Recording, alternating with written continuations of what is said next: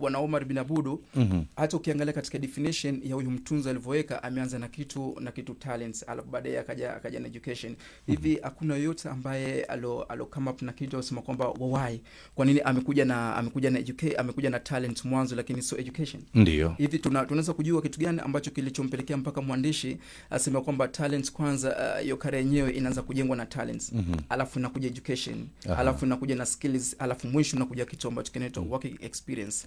Hii mtunzi ameheka hii kwa sababu kuna kitu ambacho kinaitwa talent. Leo hii kuna watu wanafanya kazi ambazo sio career zao. Iko na maana kwamba kuna watu wanasoma vitu ambavyo vilikuwa hawahusu. Na hata ukisoma kuna kitabu kimoja ambacho kinaitwa The Hidden Self, mtunzi amejaribu kuuliza maswali yafuatayo: why we have a lot of expertise, more knowledge but few solution. Kwa nini leo hii kuna wasomi wengi, ukienda mavyuoni kila mwaka watu wana graduating, lakini kuna solution ndogo ya mambo. Kulikuwa tutarajie kila watu wakigraduate na wasomi wako wengi, manake mambo yawe solution na mambo katika jamii iwe kubwa. Lakini akazungumza tena akasema kwamba why we have a lot of medicine but more disease. Kwa nini leo hii nikikuuliza Birahma, kwa nini kuna madawa mengi lakini kuna mamarazi yanakuwa nazidi?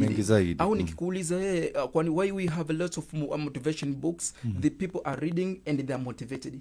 Kwa nini leo hii kuna vitabu vingi vya kumotivate na watu wanasoma lakini watu hawa motivated? Hivi kuna yote labda tunaweza kujiuliza ni kwa nini?